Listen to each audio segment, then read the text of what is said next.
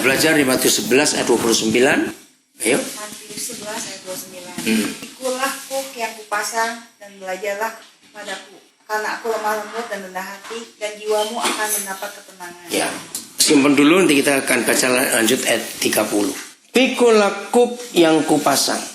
Artinya begini. Hidup yang paling celaka itu bukan orang miskin. Hidup yang paling celaka itu bukan orang bodoh. Hidup yang paling celaka itu kalau dia nggak punya tanggung jawab. Setuju saya ngomong ini? Ya. Maka itu orang tua yang memanjakan anak, maka anak itu nggak bisa bertanggung jawab. Dan anak yang nggak bisa bertanggung jawab akan buat masalah sampai dia gede. Betul tidak? Kuk itu artinya tanggung jawab. Kalau kita kembali ke Taman Eden, apa yang Papa beri kepada Adam? Tanggung jawabnya berupa apa? Menambil binatang, satu. Apalagi? Apa? Kuasailah. Ya, mengelola taman, kuasai, taklukkan bumi ini. Itu tanggung jawab. Tanggung jawab itu enak atau tidak? Secara kedagingan kita, secara manusia kita, nggak enak. Ya, karena tanggung jawab itu penuh dengan tuntutan. Tapi ini yang kita harus pelajari dalam hidup kita. Sebelum kita lanjutkan ayat 29, ya, ayat 28. Coba dibaca. Matius 11 ayat 28. Ya. Marilah kepadaku semua yang letih lesu dan berbeban berat, aku akan memberi kelegaan kepadamu. Pelan-pelan. Ayat 28, Tuhan Yesus mengajak kita yang punya beban berat, datang, aku beri kelegaan kepada kamu. Jadi artinya kalau orang itu punya beban berat, terus diberi kelegaan oleh Tuhan Yesus, jadi bebannya diapain? Diambil. Oke? Jadi kalau bebannya diambil, pundaknya kosong atau masih mikul? Kosong. Nah, kan lucu. Tuhan Yesus sendiri yang minta supaya beban kita dibawa, diambil. Begitu bebannya diambil, ayat 29 dia bilang apa? Nah, kan guyon nih namanya. Pikul kuk yang kupasang. Pernah mikir nggak itu? Terus ngapain kalau tadi diambil? Saya dikasih pikulan baru. Betul? Nah, inilah tanggung jawab. Beban di ayat 28 itulah beban dosa kita. Itulah beban kesalahan kita. Ngerti ya maksudnya? Nah, beban itu yang membuat kita tidak bisa diapa-apakan oleh Tuhan, atau dengan kata lain Tuhan gak bisa pakai kita. Ngerti maksudnya? Selama beban-beban itu adalah beban dosa kita, beban kesalahan kita, beban kebodohan kita, maka Tuhan gak bisa leluasa memakai kita. Ngerti ya? Maka itu coba sampai hari ini kita menanyakan ke diri kita sendiri.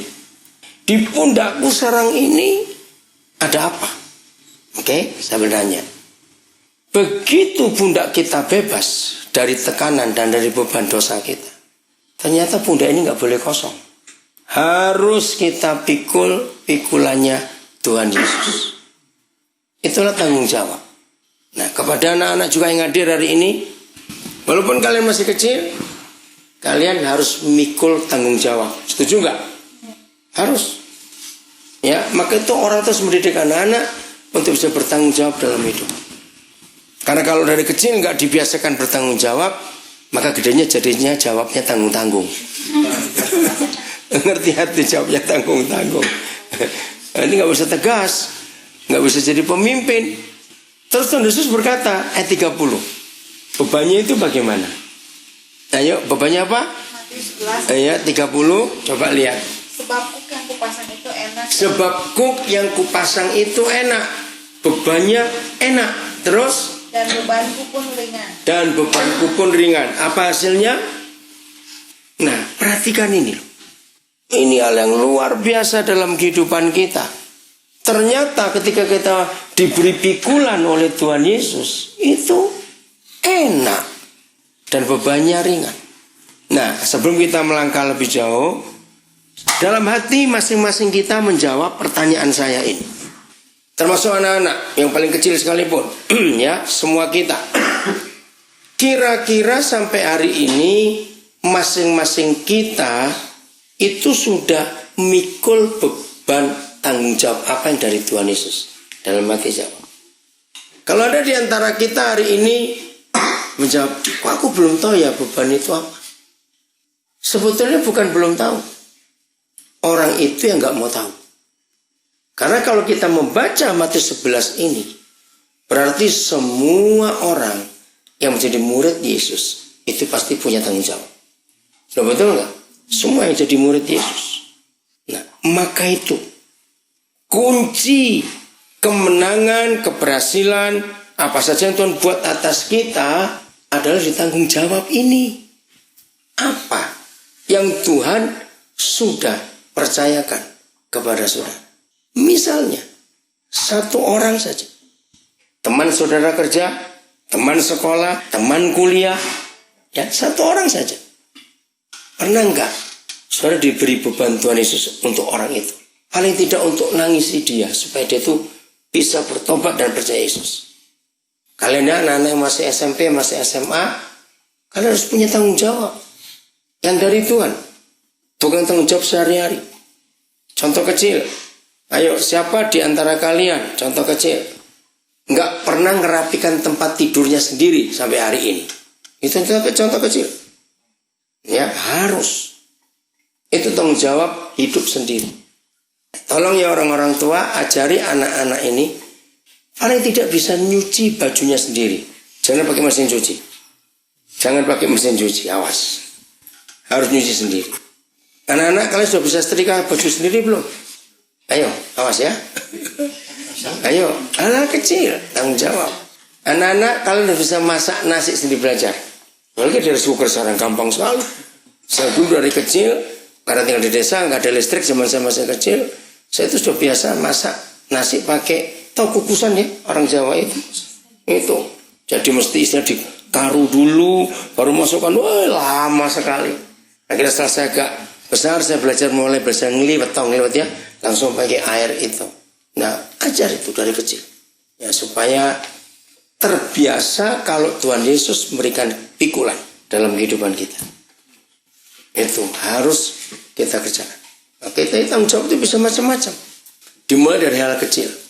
Ya, mikirkan jiwa-jiwa. Saya nggak setuju kalau gereja berkata, ya tanggung jawab kecil lah, gulungin kabel gitar. Oh, itu bukan tanggung jawab Tuhan, itu bukan. Itu untuk keuntungan pendetanya, enggak. Terus ngatur bangku, bukan. Mas ya, nah, sampai kita salah nanti itu yang dari Tuhan. Mulai dari sekarang ini, temukan. Supaya nanti kita bisa berbuat untuk orang lain lebih gampang. Tadi pagi, waktu saya dengan Poni, Ferry, Asri, Mbak Sosiat makan di Paris Van Java, itu tuh ketemu teman lama yang sudah hampir 30 tahun nggak ketemu. Nah, saya juga lupa, dia juga, tapi dia yakin, dia tuh tahu ini saya cuma dia ragu-ragu. Dan lucunya dia langsung cari Facebook dulu, lihat Facebook, dia cari foto saya, baru dia manggil. Nah, ternyata dia termasuk salah satu pelopor dari salah satu gereja besar yang ada di Bandung. Selesai mereka makan, mereka pindah ke meja kami. Nah, salah satu pertanyaan penting sekali. Dia tanya umur saya dengan umur ketua sinodenya yang saya kenal juga. Nah, ternyata ketua sinodenya jauh lebih muda umur daripada saya. Dia ngomong begini, kenapa ya dia kelihatan lebih tua daripada Koden? Nah, jawaban saya satu, karena jadi pendeta itu cepat tua. Kok bisa? Kalau jadi gembala nggak cepat tua. Lu bedanya apa? Bedanya begitu. Nah, ini saya jawab bedanya. Kalau pendeta itu panggilan organisasi. Kalau gembala itu panggilan Tuhan. Wah, baru tahu saya. Nah, itu dia. Begitu, coba kamu cari, lihat aja. Ya, saya bilang, coba teman-teman kita yang tahun 80-an dulu sama-sama pelayanan, lihat saja. Iya, betul juga. Nah, makanya. Nah, terus saya bacakan ayat ini. Matius 11 itu. Nah, jadi kalau ada orang berkata melayani Tuhan dan dia rasa stres. Jadi, kalau dia melayani Tuhan ke masa stres, pasti dia bukan mikul pikulan Tuhan Yesus. Saya dalam intermezzo, saya berkata, beban Tuhan Yesus itu ringan dan enak kupnya. Tapi beban mertua itu berat. Dia tertawa, saya ngomong beban mertua itu berat. Apalagi beban sinode, beban organisasi, aduh berat.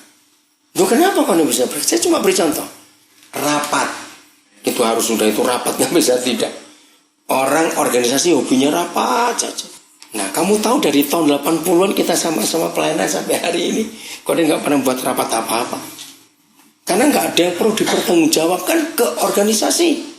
Pertanggungan jawab hamba Tuhan hanya kepada Tuhan, bukan kepada manusia. Itu bedanya. Mereka mikir suami istri ini, iya betul juga. Maka itu kita tahu kita ini hamba siapa, mikul bebannya siapa dalam hidup. Oke? Yohanes 12 ayat yang ke-26. Yohanes 12 ayat 26. Jadi saudara, melayani Tuhan dan melayani gereja itu beda jauh. Kok nggak ada ngamen? Bedanya pada beban dan tanggung jawab ini. Ya, sebelah 12 ayat 26. Yohanes 12 ayat 26. Ya. Barang siapa melayani aku, ia harus mengikuti aku. Pelan-pelan ya. Barang siapa melayani aku, dia harus mengikut aku. Harus. Enggak ada pilihan. Terus? Dan di mana aku berada, di situ pun pelayanku akan berada. Stop. Ini yang kedua. Di mana aku berada, maka di situ pelayanku harus berada. Nomor 3. Barang siapa melayani aku, ia akan dihormati Bapa. Ya. Barang siapa melayani aku, dengan dihormati Bapa. Dari ayat ini Roh Kudus ngajar saya, lucu sekali pelajarannya itu. Betul-betul saya sampai geli sampai hari ini. Maka itu kalau saya ketemu rekan-rekan hamba Tuhan, ya, kalau mereka ngeluh, aduh saya capek, saya stres, saya langsung tunjukkan ayat ini. Baca. Serius. Maka itu siapa saja yang melayani, dalam kata melayani Tuhan, tapi rasa beban berat dan segala macam, mari kita pikir. Ternyata ada 4 macam hamba Tuhan yang belum tentu hamba Tuhan. Nah kan aneh. Hamba Tuhan belum tentu hamba Tuhan. Nah kemarin selesai konferensi itu, lalu kami makan malam. Pendetanya gereja itu dengan pengurus dengan beberapa yang lain. Itu pendetanya berkata, Pak sebetulnya saya ini takut undang Bapak. Loh kok kaget? Kok baru ngomong sekarang? Saya bilang begitu. Ya toh, kenapa takut? Bapak tahu nggak? Tadi jam 2 wakil saya WhatsApp Bapak. Iya, saya nggak ngerti. Jadi jam 2 tuh acara jam 5. Jam 2 saya di WhatsApp. Dia bilang, Pak mengingatkan nanti sore jam 5 pelayanan tempat kami. Saya pertama bingung, kenapa diingatkan baru jam 2 begini? Buat saya itu aneh. Saya jawabnya nanti, iya saya siap. Nah, ternyata wakil itu minta maaf, Pak saya ini rasa salah. Kenapa kok saya tanya Bapak seperti itu? Saya tambah bingung lagi, kenapa? Nah, ternyata kan Bapak ini hamba Tuhan besar, dia bilang begitu. Gereja kami ini kecil, tempat ini. Pernah Pak, satu kali kami ngundang hamba Tuhan gereja besar. 2 minggu dibatalkan. Terus saya tanya, kenapa? Setelah disurvei oleh sekretaris saya, ternyata gembala kami nggak bisa khotbah di tempat kecil seperti itu. Hah? Bayangin lah, pendeta ini trauma. Terus wakilnya itu bilang, maka itu Om, saya ini kalau mau manggil hamba Tuhan itu lebih baik ngambau Tuhan kampung aja lah. Tok disurvei lagi. Saya tertawa. Aduh ini kok aneh-aneh gitu. Udah, ya saya bilang ya inilah saya. Gitu. Maka itu banyak orang berstatus hamba Tuhan, tapi kelakuannya bos. Nah tadi siang saya ditelepon anak saya, dia IO, ya, dia event organizer tapi nangani pengantin Sabtu yang lalu. Dia telepon saya sambil nangis, sambil marah. Tunggu dulu, kamu ini kenapa? Biar saya mengeluapkan kejengkelan saya. Ya udah, dia bilang, pokoknya itu ada apa? Bayangkan dari Sabtu itu kami IO sudah, mereka bertahun-tahun IO. Ternyata yang datang ini hamba-hamba Tuhan besar, dari gereja besar di Jakarta. Acara sudah mulai, bodyguard datang dulu. Terus ada yang ngecek sound, ngecek mic, ngecek semua. Ternyata di mata mereka semua ini tidak terpakai, kurang mahal alatnya. Lah terus kami cari di mana saya mau mulai acara. Tunggu, lu itu pendeta atau artisnya? Pendetanya mau memberkati acara itu. Oh, minta tipe yang sure, tipe apa? Harus ada begini. Nah IO-nya kenapa nggak bilang dari kapan-kapan? Dibilang ternyata sudah bilang, cuma nggak tahu bagaimana nyampainya. Waduh, dia jengkelnya luar biasa. Nah yang punya IO ini orang Katolik. Dia makin sengit dengan orang karismatik. Masa gitu saja sampai gak mau. Nah saudara, maka itu ya, kalau kita lihat ayat ini, ada macam-macam tipe hamba Tuhan. Ya, saya beri contoh. Hamba Tuhan yang hamba organisasi, sama bentuknya. Barang siapa melayani akunya Yesus di situ bukan? Maka dia harus berada di mana aku berada.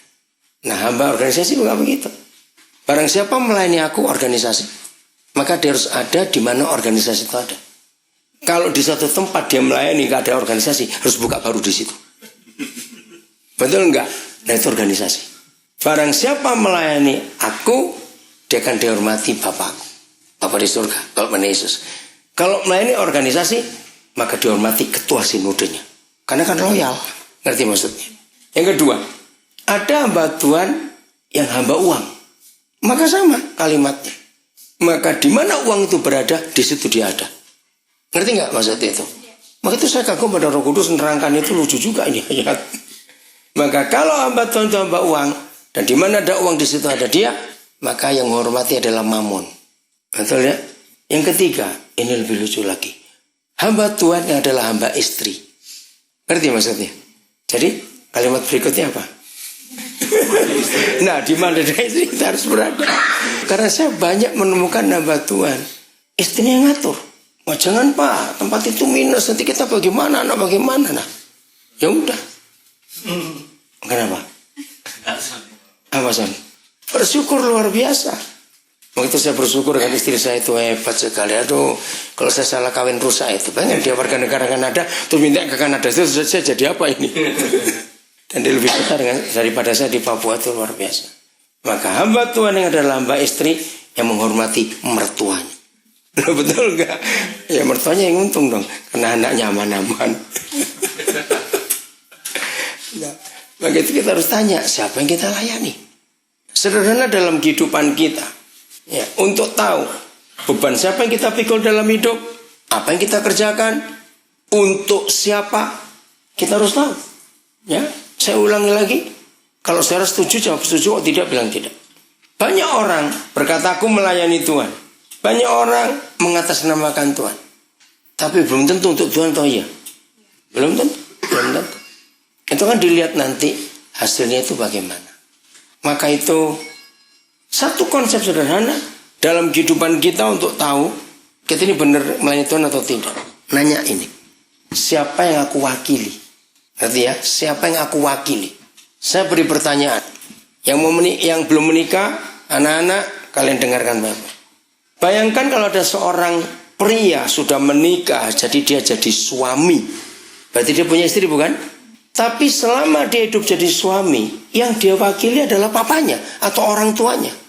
Kalau suami itu dalam semua tindak tanduk hidupnya itu mewakili orang tuanya, istrinya jadi apanya? Ayo, istrinya jadi apanya? Coba merenung sebentar. Bukan jadi mantu. Apa? Iya, jadi pembantunya. Betul. Siapa yang kita wakili? Nah, salah satu kalimat lagi yang saya katakan pada suami istri yang tadi pagi itu. Hamba Tuhan yang organisasi pasti akan punya kepentingan yang membingungkan. Karena yang namanya organisasi itu harus diikuti aturan-aturan. Nah, terus saya sampaikan begini, maaf ya. Semua aturan organisasi, khususnya gereja ini berkata, itu menjerat dirinya sendiri. Itu pasti. Kita berani menulis, semua hukum yang manusia buat itu untuk dilanggar. Ya betul. Nyata semua hukum itu untuk dilanggar. Hanya hukum Tuhan yang nggak bisa dilanggar. Itu hebat sekali. Nah, kenapa hamba organisasi itu akan apa? Nggak bisa 100% kepada Tuhan. Karena dia harus memikirkan beban organisasinya itu yang ditanggung. Salah satu kalimat saya beri sambutan ulang tahun pesat di Nabire tanggal 31 Juli yang lalu. Itu membuat orang-orang itu kaget. Ada bupati, ada beberapa pejabat, ada dari kepolisian, dari tentara, anggota dewan ada, saya nggak tahu yang lain-lain, lalu masyarakat. Saya bilang begini kepada mereka, ini cara saya memimpin organisasi. Yayasan Pesat ini buatan orang. Artinya semua buatan manusia nggak ada yang kekal, setuju nggak? Nah, seandainya saya bilang terjadi sesuatu dengan Pesat, akhirnya Pesat dibubarkan oleh pemerintah karena kesalahan. Saya mau katakan kepada warga Nabire, pelayanan pendidikan harus tetap jalan, entah dengan bentuk apa. Oh, itu mereka kaget. Dan misalnya saya dengan pengurus yang lain tidak ada lagi di Nabire karena ada kejadian itu misalnya, kami nggak akan bawa kok aset itu. Ini tetap milik warga Papua, warga Nabire. Wih, mereka heran sekali. Terus kalimat lain saya bicara pada suami istri tadi pagi itu, saya berkata gini, saya dalam melayani, ya, kalau saya diminta untuk mimpin rapat, saya berkata gini, dengarkan ya kalimat ini penting sekali untuk kehidupan kita. Ya, supaya kita tahu arah kita ini kemana dalam melangkah. Ya, ada hal yang berbahaya kalau kita rapat untuk pekerjaan Tuhan. Saya selalu memberi pertanyaan, ya sebelum saya mimpin, kita mau menggunakan Alkitab sebagai hukum tertinggi atau kita mau pakai ADART, tahu ya, anggaran dasar anggaran rumah tangga. Dari tahun saya terlibat yayasan itu dari tahun 72 sampai hari ini. Saya selalu menekankan itu. Kalau saudara-saudara meminta saya memimpin rapat tapi ada ADART di samping Alkitab, saya nggak memimpin, lanjutkan sendiri. Saya cuma berkata begini, yang tertulis di Alkitab ini saja belum semua kita lakukan. Untuk apa kita melakukan yang kita buat sendiri? Betul tidak? Nah, pertanyaan kedua pada mereka, saudara mempercayai otoritas tertinggi itu Alkitab atau ADART kita? Ya semua tahu jawabannya. Ya sudah, kalau memang Alkitab ini yang tertinggi, ya sudah kita pakai itu. Dan itu cara Roh Kudus nolong saya. Maka itu kalau bagi beberapa saudara yang kenal saya sudah lama, lihat saya bicara apa saja, saya selalu berusaha ayatnya di mana. Itu harus saya berusaha betul-betul untuk menggunakan firman Tuhan dalam segala segi kehidupan. Karena firman itu hukum tertinggi, otoritas tertinggi dalam kehidupan. Maka itu hormati firman itu untuk apa saja dalam hidup ini. Dan itu dahsyat sekali. Terus istrinya itu sempat ngomong satu kalimat setelah ketemu. Akhirnya setelah kami muter-muternya ketemu lagi pas mau pisah. Saya belum nggak pernah kenal istrinya, baru tadi itu. Tapi suami itu yang tim kami sama-sama di Surabaya tahun awal 80-an yang lalu. Istri berkata gini tadi, aduh, seandainya saya ketemu Koden dulu-dulu, mungkin saya nggak terjebak seperti ini. Terus saya bilang, kalau yang jebak bukan Tuhan, kan nggak susah untuk keluar. Nah, dia nggak jawab. Dia nggak jawab. Nah, saudara, maka itu ayo mulai hari ini kita harus betul-betul belajar menghormati firman lebih daripada apapun juga. Amin. Lebih daripada apapun. Sambil kita masing-masing mencari, aku ini diberi beban apa oleh Tuhan Yesus. Kalian masih SMP SMA ya, sambil cari juga diberi beban apa oleh Tuhan Yesus. Ini penting. Saya akan bacakan satu kisah. Ini kisah nyata. Maka itu anak-anak Tuhan harus tahu apa tanggung jawab kita dalam hidup. Agak panjang, tapi ini penting sekali. Judulnya Sikap Positif. Di sebuah perusahaan minyak di Arab Saudi, di akhir tahun sekian puluhan, 50-an kira-kira, seorang pegawai rendahan, yaitu anak remaja lokal asli orang Saudi, kehausan dan bergegas mencari air untuk menyiram tenggorokannya yang kering. Ia begitu gembira ketika melihat air dingin yang tampak di depannya. Bayangkan di Arab ini gersang, dan bersegera mengisi air dingin ke dalam gelas. Belum sempat ia minum, tangannya terhenti oleh sebuah hardikan. Hei, kamu tidak boleh minum air ini. Kamu coba pekerja rendahan. Air ini hanya khusus untuk insinyur. Suara itu berasal dari mulut seorang insinyur Amerika yang bekerja di perusahaan tersebut. Remaja itu akhirnya hanya terdiam, menahan haus. Ia tahu ia hanya anak miskin lulusan SD. Kalaupun ada pendidikan yang dibanggakan, ia lulusan lembaga tahfiz Quran. Tapi keahlian itu tiada harganya di perusahaan minyak yang saat itu dikendalikan oleh manajemen Amerika. Hardikan itu selalu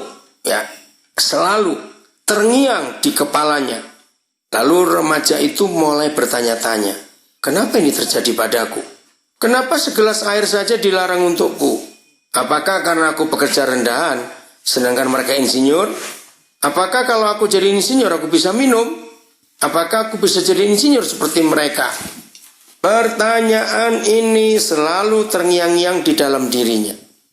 Tapi kejadian ini akhirnya justru menjadi momentum baginya untuk membangkitkan sikap positif. Maka muncullah komitmen dalam dirinya. Remaja miskin itu lalu bekerja keras siang hari dan melanjutkan sekolah malam hari. Hampir setiap hari ia kurang tidur untuk mengejar ketertinggalannya. Tidak jarang olok-olok dari teman pun diterimanya. Dua kerja kerasnya mencapai hasil. Ia akhirnya bisa lulus SMA. Kerja kerasnya membuat perusahaan memberi kesempatan padanya untuk mendalami ilmu. Ia dikirim ke Amerika, mengambil kuliah S1 bidang teknik dan master di geologi. Kemudian lulus dengan hasil memuaskan. Selanjutnya ia pulang ke negerinya dan bekerja sebagai insinyur. Kini ia sudah menaklukkan rasa sakitnya, kembali sebagai insinyur, dan bisa minum air yang dulu dilarang baginya. Apakah dia berhenti sampai di situ saja? Tidak. Karirnya melesat terus. Ia sudah terlatih bekerja keras dan mengejar ketertinggalan. Dalam pekerjaan pun karirnya menyusul yang lain. Karirnya melonjak dari kepala bagian, kepala cabang, manajer umum sampai akhirnya ia menjabat sebagai wakil direktur. Satu jabatan tertinggi yang bisa dicapai oleh orang lokal saat itu. Ada kejadian menarik ketika ia menjabat wakil direktur. Insinyur Amerika yang dulu pernah mengusirnya, kini justru jadi bawahannya. Satu hari insinyur tersebut datang menghadap karena ingin minta izin libur dan berkata, "Aku ingin mengajukan izin liburan, tapi aku berharap Anda tidak mengaitkan kejadian air di masa lalu dengan pekerjaan resmi ini. Aku berharap Anda tidak membalas dendam atas kekasaran dan keburukan perilakuku di masa lalu." Apa jawab sang wakil direktur mantan pekerja rendahan itu? "Aku ingin berterima kasih padamu dari lubuk hatiku yang paling dalam. Karena kau melarang aku minum saat itu. Yang dulu aku benci padamu, tapi atas izin Allah, kamulah yang sebab kesuksesanku hingga aku meraih sukses ini." Bisa ngerti ya maksudnya? Ini sikap positifnya sudah membuahkan hasil. Lalu apakah ceritanya sampai di sini? Tidak. Akhirnya mantan pegawai rendahan ini menepati jabatan tertinggi di perusahaan tersebut. Ia menjadi presiden direktur pertama yang berasal dari bangsa Arab. Tahukah Anda apa nama perusahaan yang dipimpinnya? Perusahaan itu adalah Aramco, Arabian American Oil Company, perusahaan minyak terbesar di dunia. Di tangannya perusahaan ini semakin membesar dan kepemilikan Arab Saudi semakin dominan. Kini perusahaan ini menghasilkan 3,4 juta barel minyak per hari, mengendalikan lebih dari 100 ladang minyak di Saudi Arabia dengan total cadangan 264 miliar barel minyak dan 253 triliun meter kubik cadangan gas. Atas prestasinya, ia ditunjuk Raja Arab Saudi untuk menjabat sebagai Menteri Perminyakan dan Mineral yang mempunyai pengaruh sangat besar terhadap dunia. Ini adalah kisah Ali bin Ibrahim Al-Naimi yang sejak tahun 95 sampai saat ini menjabat sebagai Menteri Perminyakan dan Mineral Arab Saudi. Terbayangkankah hanya dengan mengembangkan hinaan menjadi hal yang positif? Isu segelas air di masa lalu membentuknya menjadi salah seorang penguasa minyak yang paling berpengaruh di seluruh dunia. Itulah kekuatan sikap positif. Kita tidak bisa mengatur bagaimana orang lain berperilaku terhadap kita. Kita tidak pernah tahu bagaimana keadaan akan menimpa kita. Tapi kita sepenuhnya punya kendali bagaimana menyikapinya. Apakah ingin hancur karenanya? Atau bangkit dengan semangat, bersikap positif, dan menjadi bagian dari solusi? You cannot change what happened to you, but you can change what happened in you. Setuju ya? Nah, saudara, kita lihat ini bagaimana Tuhan mengajar kita untuk bisa hidup sungguh-sungguh mengikuti kehendak Tuhan. Sebetulnya, coba jawab pertanyaan, sebetulnya ada orang miskin nggak di dunia ini? Sebetulnya seharusnya ada orang miskin nggak di dunia ini? Kalau semua menggunakan apa yang ada dalam dirinya dengan baik, nggak ada. Tanpa Tuhan pun orang miskin pun bisa sukses. Kedua, ada orang bodoh nggak di dunia ini kalau begitu? Nggak ada. Yang ada orang malas. Maka itu tanggung jawab itu akan memicu kita untuk kita punya semangat untuk maju. Katakan amin. Tanggung jawab harus itu. Nah, bagian terakhir, Papa kita itu sejak ribuan tahun yang lalu hanya memberi 3 macam ujian. Ini yang luar biasa. Saya ngajak saudara berpikir begini, masih pada konsep tanggung jawab, pada beban yang Tuhan berikan buat kita. Begini, Tuhan Yesus kan guru, betul? Kan kita murid-muridnya. Oke? Apa yang terjadi pada seseorang? Apa yang terjadi pada seseorang? Dengarkan. Kalau orang itu sekolah dan masuk kuliah di sebuah lembaga pendidikan, ya, yang soal-soal ujiannya dari jenjang kelas berapa saja itu maksimal 3, minimal 2 soalnya itu. Satu ya. Yang kedua, soal-soal di sekolah itu, soal ujian di sekolah itu dari dulu sekolah itu buka sampai sekarang soalnya nggak pernah ganti. Nomor 3, sekolah itu kalau ujian itu nggak pernah ditungguin, mau nyontek juga boleh. Ujiannya pun nggak ada harinya, nggak ada jamnya, terserah kamu. Kira-kira orang yang sekolah di sekolah itu harus lulus atau enggak? Lulus atau enggak? Lulus loh, sekolahnya enak kayak begitu. Nah, itulah sekolahnya Tuhan Yesus. Betul? Sekolahnya Tuhan Yesus ujiannya kan pakai jam berapa, hari apa, terserah kamu. Dan soal-soal ujiannya itu dari dulu sama. Itu ada di Alkitab. Betul enggak? Mana ada soal yang baru lagi? Betul? Terus ujiannya pun gak ada yang nungguin kok. Kenapa kita goblok terus? Ngerti pertanyaannya? Kenapa kita goblok terus? Sekolah kayak enaknya seperti itu kok. Jawabannya apa ya? Iya, bukan malas. Nggak mau lulus. Kita nuruti keinginan kita sendiri. Betul? Pegang konsep ini, maka percaya nggak ada orang miskin, nggak ada orang bodoh di dunia. Yang ada adalah orang malas. Perhatikan itu baik. Kita terhambat, ya, dengan macam-macam beban-beban yang salah. Maka itu periksa beban apa yang sedang kita pikul di hidup ini.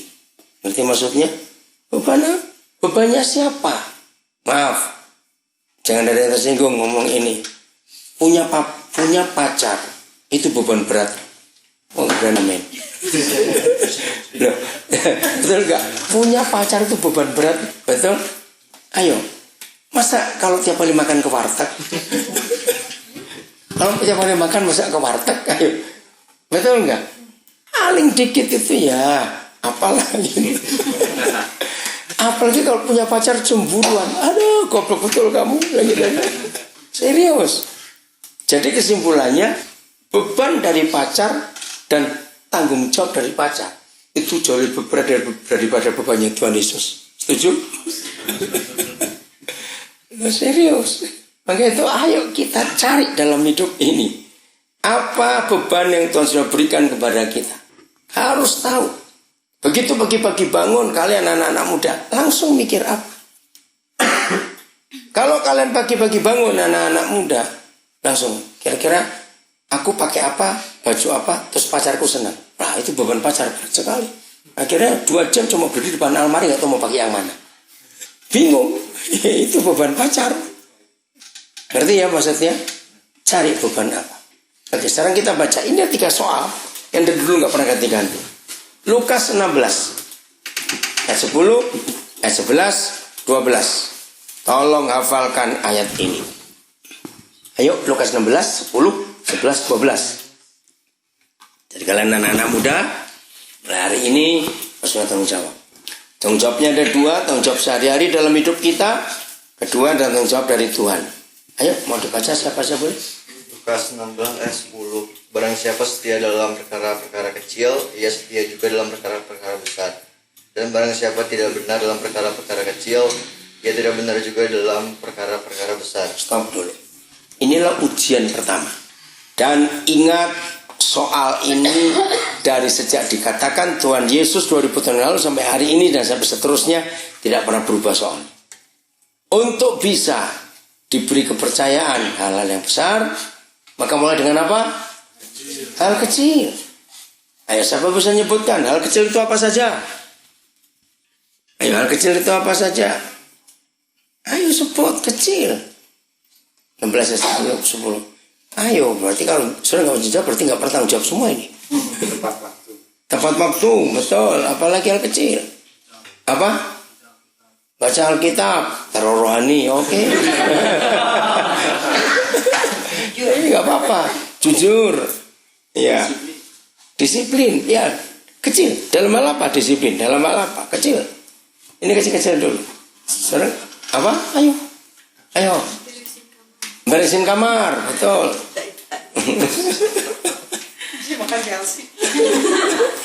Ayo, apa lagi? Belum yang kecil-kecil, belum. Masih kelihatan besar-besar itu. Bernafas. Terus maksudnya gimana? Lupa.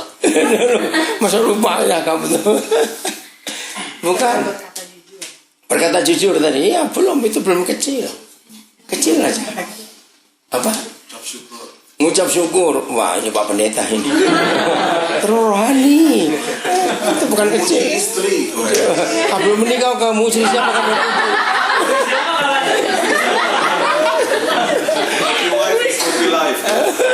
Bukan. Kecil. Kayak apa? Hal kecil. Oke, saya sebelum ngomong lebih jauh. Bicara tanggung jawab, itu modal utama seorang pemimpin. Betul tidak? Nah, itu maksud Tuhan untuk kita belajar. Hal-hal kecil, oke? Nah, menjadi pemimpin itu minimal perlu berapa anak buah? Nggak usah. Ya itu dia. Ini hal kecil itu mimpin dirimu sendiri itu. Iya tak? Seorang pemimpin akan didengarkan oleh yang dipimpin. Dengarkan kalimat ini. Seorang pemimpin akan didengarkan oleh yang dipimpin. Kalau yang dipimpin bukan mendengar omongannya, tapi melihat yang dilakukan. Ya, saya ulangi. Menjadi seorang pemimpin itu tidak perlu didengarkan oleh yang dipimpin, tapi yang dipimpin perlu melihat apa yang dikerjakan. Ngerti enggak? Kan pepatah berkata bahwa tindakan kita jauh lebih kuat suaranya daripada perkataan kita. Nah, ini hal kecil itu. Artinya sebelum kita menyuruh orang lain, orang itu melihat kita dulu. Bagaimana kita? Itu hal kecil. Karena orang hampir nggak pernah perhatikan hal itu. Hal kecil yang lain. Ada banyak orang tidak setuju. Tapi ini penting. Bersihkan gigi, gosok gigi sebelum tidur. Itu wajib. Ya, itu wajib. Jangan anggap itu perkara biasa kecil. Enggak. Itu justru penting. Kita ini sepele. Tapi itu penting. Meletakkan pakaian kotor dengan pakaian bekas dipakai tapi masih bisa dipakai lagi. Itu hal kecil. Ngerti ya? Ayo mulai dalam hidup sehari-hari dulu. Banyak orang melakukan sesuatu yang diperhatikan adalah yang dilakukan supaya dilihat orang lain. Itu salah. Maka itu tadi saya memberikan contoh-contoh pertama ini. Itu semua orang nggak lihat, ngurusin kita sendiri. Siapa mau melihat kita gosok gigi atau belum? Atau mau tidur? Gak ada yang lihat. Hal-hal kecil. Oke, untuk apa saja? Siap? Untuk diberi tanggung jawab oleh Tuhan? Ya kalau enggak kita nggak jadi pemimpin. Yang kedua, ayat 12. Ayat 11. Jadi jikalau kamu tidak setia dalam... Oh, saya ada cerita. Oke. Ayat 11. 11. Oh, 11. Iya. Oh, 10 tadi apa? Hal kecil kan? Oh, setia. Oke, maaf. Iya, lanjut. Ulang. Oleh ayat 11-nya dulu. Jadi jikalau kamu tidak setia dalam hal mamon yang tidak jujur, siapakah yang akan mempercayakan kepadamu harta yang sesungguhnya? Ya. Ujian kedua Yang Bapa di surga berikan kepada kita itu soal uang. Momen itu uang. Dan seluruh dunia percaya 3 soal ini. Seluruh dunia. Dan 3 soal ini selalu ada di psikotes. Itu selalu ada. Berarti jauh sebelum perusahaan-perusahaan dunia kenal psikotes, Bapak kita sudah mulai dulu. Maka itu dalam psikotes kan banyak jebakan. Nah itu hal kecil. Itu hal ketelitian. Ada di situ. Yang kedua, semua orang yang mau masuk kerja, setelah skill diketahui, maka yang kedua, orang itu akan dites dengan bentuk yang tersamar. Orang ini soal duit bagaimana? Itu ada cara-caranya. Kalau saudara baca manajemen pasti tahu itu. Nah dari jebakan-jebakan soal keuangan itu, maka seorang ketua HRD, personalia dia akan tahu. Orang ini gak akan jujur soal uang. Zaman dulu, banyak kerajaan-kerajaan, kalau ngetes pegawai-pegawai kerajaan, pasti dengan uang. Dan itu cara yang dipakai oleh Bapa di surga 1000 tahun yang lalu. Barang siapa tidak setia dengan mamon yang tidak jujur, maka dia gak akan setia. Gak akan bisa dipercayakan harta yang sesungguhnya. Menarik sekali. Orang berkata harta itu uang, bukan? Tapi Tuhan Yesus berkata bukan. Di balik uang ada harta yang sesungguhnya. Apa itu? Nah inilah sebuah rahasia yang luar biasa. Maka itu konsentrasi hidup kita bukan pada uang. Katakan amin. Bukan. Uang itu cuma jadikan pelengkap dalam hidup, bukan jadi tujuan. Oke? Kalau kita bisa menang atas uang, maka hal-hal besar akan terjadi di hidup kita. Yang ketiga, ayat 12. Dan jikalau kamu tidak setia dalam harta orang lain, siapakah yang akan menyerahkan hartamu sendiri kepadamu? Ya, ini luar biasa juga. Jadi sebelum Tuhan mempercayakan harta kita sesungguhnya, maka dia uji kita lewat hartanya orang lain. Siapa pernah berpikir dan berkata seperti ini? Ya, ini pengalaman saya dulu dalam bidang musik. Ada orang pinjam gitarnya orang. Habis genjereng-genjereng gitu, dia taruh sembarangan, terus terbentur sesuatu. Nah, yang tahu saudara itu negur, kok kamu gitu kan gitar itu? Nah, ini jawaban rata-rata orang. Gak ikut punya kok. Pernah dengar kalimat seperti itu? Nah, begini prinsip 3 ujian. Kalau kita tidak lulus dengan 3 soal ujian ini saja, catat baik-baik. Dengar kalimat ini dan ucapkan yang keras setelah dengar untuk dirimu sendiri. Saya ulangi, barang siapa tidak lulus dari 3 soal ujian ini, maka orang itu calon jadi miskin sampai mati. Ngerti maksudnya? Betul? Iya, anak yang di tangga, dengar gak? Ulangi ya, ulangi. Dengar ya. Barang siapa tidak lulus dengan 3 soal ujian ini, berarti dia akan jadi calon orang miskin sampai mati. Ulangi, 1, 2, 3. Sama yang lulus dengan 3 soal ujian ini, berarti dia jadi calon orang miskin sampai mati. Nah, orang seperti ini mau dimodali berapa saja nggak akan berhasil. Betul tidak? Nah, inilah 3 soal untuk tanggung jawab kita, untuk beban yang Tuhan berikan kepada kita. Ini luar biasa. Sederhana ternyata. Nggak muluk-muluk soal. Dan jangan lupa soalnya dari dulu sama. Kok nggak lulus ya goblokmu sendiri gitu. Soalnya sama kok. Ujiannya bisa nyontek, bisa kerjakan di mana saja. Betul? Kalau kita melakukan firman ini, maka betul luar biasa. Hidup kita berubah, orang-orang di sekitar kita pun akan melihat Yesus. Amin. Sebelum kita akhiri, ada yang mau diskusikan ini? Ayo, 1, 2 hal. Ada? Cepat. Tadi itu harta yang sesungguhnya. Makanya itu luar biasa. Jangan ngejar yang cuma kelihatan duit, yang kelihatan materi. Ada yang lain. Itu bisa sukacita, damai sejahtera, kesehatan, semuanya yang mata itu nggak lihat. Itu rahasia besar. Hebat ya Tuhan kita. Ketika dunia berkata harta dunia itu yang kelihatan, mobil, rumah, uang, ternyata bukan. Ada lagi yang kita nggak bisa tahu. Artinya, harta yang sesungguhnya itu yang nggak bisa dibeli dengan duit. Betul?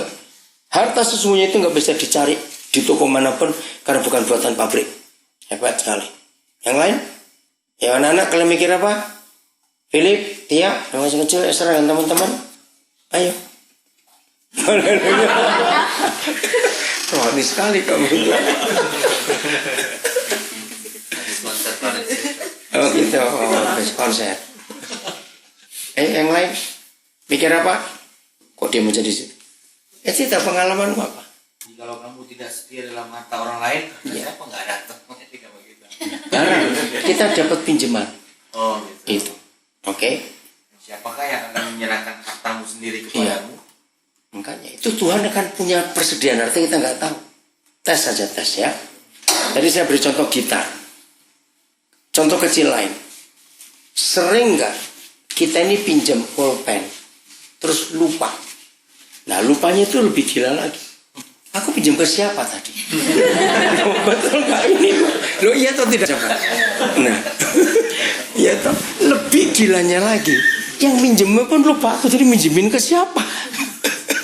Lo pernah ngalami itu nggak? Nah itu contohnya. Apa? Kenapa Merlin? Lo kok nggak apa? Jadi kalau kita nggak pernah bertanggung jawab atas barang orang lain, Tuhan nggak akan beri yang jadi bagian kita sesungguhnya. Saudara pinjam motor, pinjam helm, pinjam sandal, pinjam mobil, pinjam apa saja. Itu luar biasa. Nah saya menggenapi ayat 12 itu secara real, secara fakta. Pertama kali saya itu bisa sewa rumah, bukan kontrak ya, sewa rumah. Itu tahun 85. Saya harus keluar dari rumah kakak saya, karena pelayanan saya makin banyak, saya ingin mandiri. Nah karena keuangan saya sangat terbatas, maka saya cari rumah yang cocok. Dapatnya itu sebuah rumah. Ini rumah ini lucu. Saya yang sudah dibongkar di Surabaya nggak ada. Ini lebarnya itu 2 meter, panjangnya 11. Tapi tingkat 2, bisa bayangkan. Keren itu keren. Pas di pinggir kali, namanya Kali Kedung Grinter Surabaya itu. Saya ini paling takut kacoa. Ternyata kalau malam kacoa naik semua. Aduh di pinggir kali. Nah kamarnya di atas. Jadi di bawah, begitu masuk pintu, ruang tamu kecil, dapur, kamar mandi. Kamar di atas terus. Murah sekali. Saya lupa, saya kontrak. Itu bukan tahunan, itu cuma bulanan saja. Nah, saya nggak punya uang. Nggak sampai 2 bulan saya tinggal di situ, tapi saya rawat baik. Oh, saya bersihkan betul-betul. Karena saya itu nggak suka yang kotor. Sampai kalau ada orang-orang datang, wih, rumah ini kelihatan jelek dari luar ya, tapi dalamnya bersih. Nah itu saya senang orang ngomong begitu. Saya rawat betul-betul, walaupun kecil. Contoh, maaf. Ini dilakukan oleh hampir semua orang. Setuju atau tidak saya katakan kalimat ini. Rata-rata orang kalau kontrak rumah, dan pas kontraknya selesai, kenapa orang itu cenderung merusak? Ya atau tidak? Aneh. Nah, itu calon miskin sampai mati orang itu. Karena dia tidak pernah menjaga barangnya orang lain. Nanda ngerti itu ya? Iya. Nah, itu. Kenapa? Teman pelayan gitu. Iya itulah sedih. Itu kecenderungan orang aneh. Jadi benar. Aku ikutan pula. Oke, yang berikut ya. Ternyata masuk bulan kedua, jadi belum sampai 2 bulan. Ya, ada gereja yang ngundang saya. Nah ini cikal bakalnya GKPB di Surabaya. Ngundang saya. Nah tadinya saya lupa berita kalau saya sudah pindah. Dia jemputnya di rumah kakak saya, ya gak ketemu. Lalu kakak saya bilang, oh sudah pindah. Pindah kemana? Dikasih alamat agak susah, akhirnya ketemu. Aduh ya saya lupa berita kalau saya pindah ke sini. Dia itu kaget lihat rumah itu. Dia bilang, Pak Deni tinggal di sini. Loh ya kenapa tidak?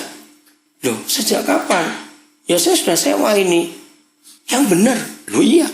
Memang saya belum menikah waktu itu. Kenapa saya tanya? Dia bingung betul. Dia nggak ngomong, ya sudah. Karena nggak ngomong, jemput, pakai mobilnya, layanan diantar pulang lagi. Besoknya dia datang lagi. Dia bilang, setelah saya berunding dengan istri saya, lebih baik Pak Daniel nempati rumah saya saja. Hah, rumah di mana? Di Surabaya ada daerah namanya daerah Raya Darmo. Itu kalau Jakarta daerah Menteng. Nah orang ini punya rumah, itu sudah sekian banyak tahun nggak ditempati karena ayah kandungnya dibunuh di situ. Mayatnya ketahuan setelah berapa hari, tetangga semua kok ada bau begitu. Nah akhirnya rumah itu Biasa orang itu orang takut. Nah kalau Pak Daniel mau ninggali tempat, wih keren betul. Wah saya kaget juga. 1 Agustus 85 saya masih ingat betul. Saya pindah ke rumah itu. Rumah besar, rumah zaman Belanda. Mewah sekali. Wah saya rawat baik-baik. Itu karena ayat ini. Seperti milik saya sendiri, saya jagain betul. Wah saya bersihkan karena berapa tahun gak ditempati rumah itu. Nah, waktu itu masih banyak becak di Surabaya. Wah tukang-tukang becak senang sekali. Begitu saya pelayanan pada mereka juga. Mereka senang karena rumah itu dibuat angker. Tetangga kiri kanan bahagia sekali karena rumah itu jadi terang lagi. Jadi berkat juga. Nah akhirnya rumah itu jadi bersih. Nah dia butuh uang. Dia mau jual tapi saya nggak punya uang. Akhirnya dibeli orang lain. Cukup mahal. Dia berterima kasih betul. Nah dari situ Tuhan berkati. Saya bisa nyicil rumah. Luas tanahnya 1.100 meter persegi. Kamarnya 10. Saya bayangkan itu bisa dikembangkan lagi. Sampai sekarang rumah itu masih ada. Nah dari situ Tuhan berkati lagi. Nah saya nggak mengerti sudah berapa banyak rumah yang Tuhan bisa percayakan kepada saya. Dalam pelayanan ini. Di banyak kota. Ngerti ya? Nah itu artinya kalau kita setia pada hartanya orang lain, kita rawat baik-baik, Tuhan pasti akan memberkati. Jelas Nanda? Oke. Jelas ya? Maka itu ulangi anak-anak kalian khususnya. Kalau 3 soal ujian nggak lulus kalian apa? Calon miskin sampai mati. Jangan lupa itu. Oke, Tuhan memberkati kita semua.